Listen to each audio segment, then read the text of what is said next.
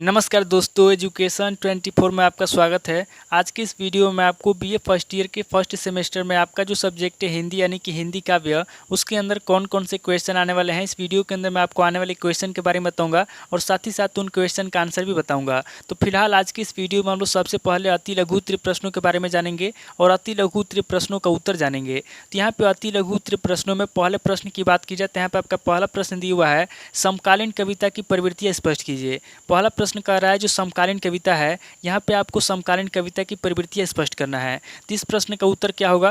तो इस प्रश्न का उत्तर ये होगा कि समकालीन कविता की प्रमुख प्रवृत्तियाँ निम्नलिखित है। पहला, विघटित व्यवस्था के प्रति आक्रोश एवं विद्रोह। दूसरा, राजनेताओं के प्रति क्षोभ की अभिव्यक्ति। उसके बाद तीसरा आपका होगा जनवादी चेतना की विस्तृत व्यंजना और चौथा होगा आपका परंपरागत मूल्यों का विघटन इत्यादि। तो जो भी मैंने आपको आंसर बताया है आपको नोट करना है और इसको क्या करना है, याद करना है। अब आगे बढ़ते हैं अगले क्वेश्चन की तरफ। यहाँ पे आपका दूसरा क्वेश्चन दिया हुआ है, प्रमुख राम भक्त कवियों के नाम लिखिए। यानी कि दूसरा क्वेश्चन कह रहा है जो प्रमुख राम भक्त कवि हैं, यहाँ पे आपको प्रमुख राम भक्त कवियों के नाम लिखना है। तो इस क्वेश्चन का आंसर क्या होगा? तो इस क्वेश्चन का आंसर आपका ये होगा, राम भक्त कवि निम्नलिखित है, तुलसीदास, आचार्य केशवदास, नाभादास एवं सेनापति आदि। यानी कि जो भी आपका जो कवि पूछा है राम भक्त कवि, यहाँ पे राम भक्त कवियों में तुलसीदास जी हैं, आचार्य केशवदास हैं, नाभादास हैं और सेनापति हैं। आगे बढ़ते हैं अगले क्वेश्चन की तरफ। यहाँ पे आपका तीसरा क्वेश्चन दिया हुआ है, रीतिबद्ध काव्यधारा की विशेषताओं का उल्लेख कीजिए। यानी कि जो रीतिबद्ध काव्यधारा है उसकी क्या विशेषता है, यहाँ पे आपको रीतिबद्ध काव्यधारा की विशेषता बताना है। तो रीतिबद्ध काव्यधारा की प्रमुख विशेषता निम्नलिखित है। पहला, रीति निरूपण। दूसरा, आचार्यत्व का अभाव। तीसरा, मौलिकता का अभाव। चौथा, श्रृंगारिकता। पांचवा है अलंकार विवेचन की प्रमुखता और छठा है छंद विवेचन। यानी कि यहाँ पे पूछा है आपसे कि रीतिबद्ध काव्यधारा की विशेषता बताइए और उसका उल्लेख कीजिए। तो यहाँ पे आपको क्या लिखना है, यहाँ पे आपको आंसर में लिखना है कि रीतिबद्ध काव्यधारा की प्रमुख विशेषताएं निम्नलिखित है। पहला है रीति निरूपण, दूसरा है आचार्यत्व का अभाव, मौलिकता का अभाव, श्रृंगारिकता, अलंकार विवेचन और छंद विवेचन। ये क्या है? ये सब आपका रीतिबद्ध काव्यधारा की विशेषता है। अब आगे बढ़ते हैं अगले क्वेश्चन की तरफ। यहाँ पे आपका चौथा क्वेश्चन दिया हुआ है, आदिकालीन सामान्य प्रवृत्तियों का उल्लेख कीजिए। चौथा क्वेश्चन कह रहा है जो आदिकालीन समान प्रवृत्तियां हैं, यहाँ पे आपको आदिकालीन समान प्रवृत्तियों का उल्लेख करना है। तो इस क्वेश्चन का आंसर क्या हो जाएगा? तो इस क्वेश्चन का आंसर ये हो जाएगा, आदिकालीन प्रवृत्तियां। पहला है, इस काल के अधिकांश कवि राजाओं के दरबार में रहा करते थे, इसलिए वे अपने आश्रयदाताओं की धर्मवीरता, युद्धवीरता तथा ऐश्वर्य की जी खोलकर प्रशंसा किया करते थे। उसके बाद दूसरा हो जाएगा आपका, वीरगाथा काल के कवियों ने अपने आश्रयदाताओं की बहुत प्रशंसा की, ऐसा करने के लिए उन्होंने ऐतिहासिक तथ्यों को तोड़ा मरोड़ा। उसके बाद से तीसरा हो जाएगा, वीरगाथात्मक साहित्य में यह दोष दिखाई देता है कि वह जनजीवन से दूर है। इस साहित्य का संबंध अधिकांश रूप से सामान्य जनता की अपेक्षा राजाओं से अधिक रहा। यानी कि जो आदिकालीन समान प्रवृत्तियां हैं, इसके अंदर कह रहा है कि जो इस काल के अधिकांश कवि थे वो क्या करते थे, इस काल के अधिकांश कवि राजाओं के दरबार में रहा करते थे, इसलिए वे क्या करते थे, इसलिए वे राजाओं की बड़ाई करते थे, उनकी युद्ध वीरता के बारे में बताते थे और उनकी ऐश्वर्य के बारे में, उनके जीवन के बारे में जी खोल करके प्रशंसा करते थे। अब आगे बढ़ते हैं अगले क्वेश्चन की तरफ। यहाँ पे आपका पांचवा क्वेश्चन दिया हुआ है, प्रगतिवादी काव्यधारा पर संक्षिप्त टिप्पणी लिखिए। यानी कि पांचवा क्वेश्चन कह रहा है जो प्रगतिवादी काव्यधारा है, यहाँ पे आपको प्रगतिवादी काव्यधारा पर संक्षिप्त टिप्पणी लिखना है। तो इस क्वेश्चन का आंसर क्या होगा? तो इस क्वेश्चन का आंसर आपको ये लिखना है, द्विवेदी युग की आदर्श नैतिकता की भावना के प्रतिक्रिया स्वरूप छायावादी काव्य का आविर्भाव हुआ था, किंतु छायावादी काव्य की अतिशय भावुकतापूर्ण काल्पनिकता ने काव्य का संबंध वास्तविक जगत की परिस्थितियों से तोड़ दिया।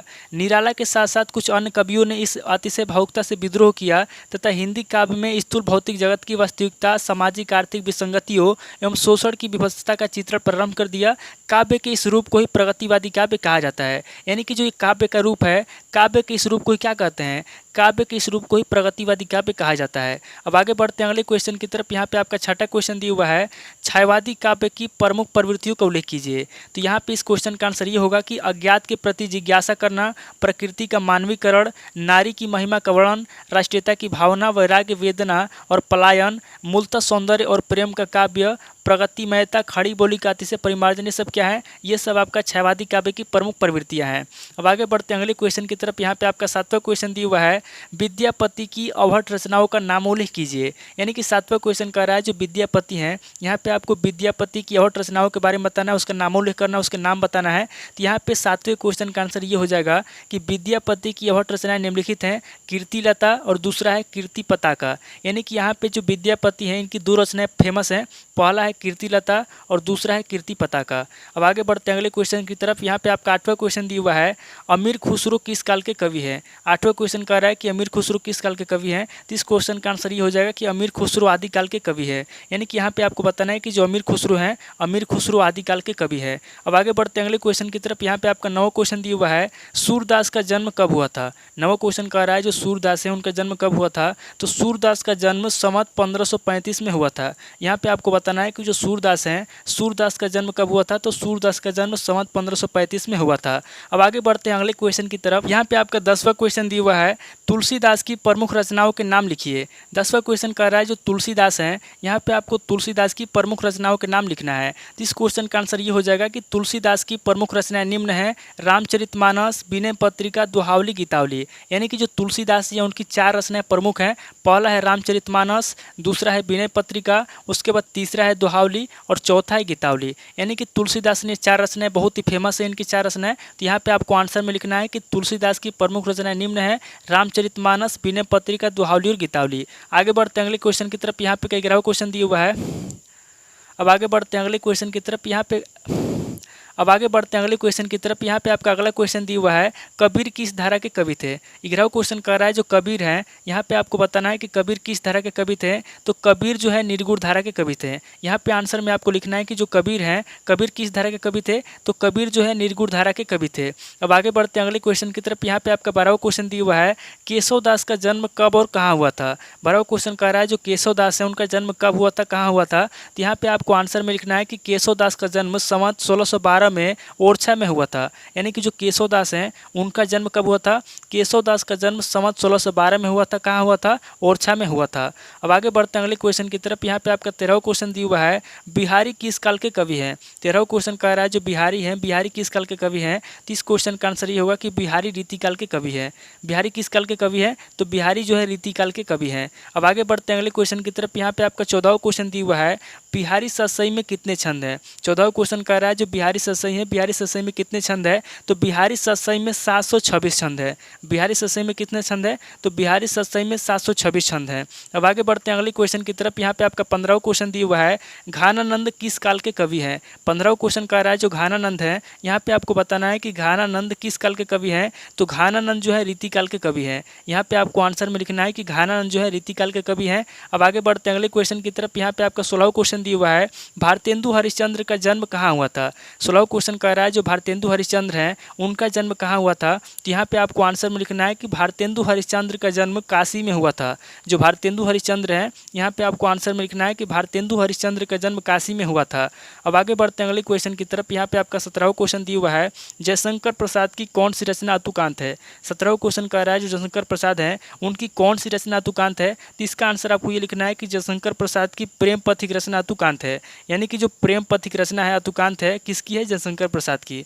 अब आगे बढ़ते हैं अगले क्वेश्चन की तरफ। यहाँ पे आपका 18वां क्वेश्चन दिया हुआ है, नागा अर्जुन का जन्म कब और कहाँ हुआ था। 18वां क्वेश्चन कह रहा है जो नागा अर्जुन है उनका जन्म कब हुआ था, कहाँ हुआ था। तो इस क्वेश्चन का आंसर आपको ये लिखना है कि नागा अर्जुन का जन्म 1911 ईस्वी में दरभंगा जनपद के तरौनी ग्राम में हुआ था। यानी कि जो नागा अर्जुन है उनका जन्म कब हुआ था, नागा अर्जुन का जन्म 1911 में हुआ था। कहाँ हुआ था, तो 1911 ईस्वी में दरभंगा में हुआ था, यानी कि बिहार में हुआ था। किस जनपद में हुआ था, दरभंगा में हुआ था और तरौनी ग्राम में हुआ था और तरौनी ग्राम में हुआ था। अब आगे बढ़ते हैं अगले क्वेश्चन की तरफ। यहाँ पे आपका 19वां क्वेश्चन दिया हुआ है, अज्ञेय को प्रयोगवाद का जनक अब आगे बढ़ते हैं अगले क्वेश्चन की तरफ। यहाँ पे आपको 19वां क्वेश्चन दिया हुआ है, अज्ञेय को किसका जनक माना जाता है। 19वां क्वेश्चन कह रहा है जो अज्ञेय है, यहाँ पे आपको बताना है कि अज्ञेय को किसका जनक माना जाता है। तो अज्ञेय को प्रयोगवाद का जनक माना जाता है। जो अज्ञेय जी हैं, यहाँ पे आपको बताना है कि अज्ञेय को प्रयोगवाद का जनक माना जाता है। अब आगे बढ़ते हैं अगले क्वेश्चन की तरफ। यहाँ पे आपका 20वां क्वेश्चन दिया हुआ है, धर्मवीर भारती की प्रथम काव्य कृति कौन सी मानी जाती है।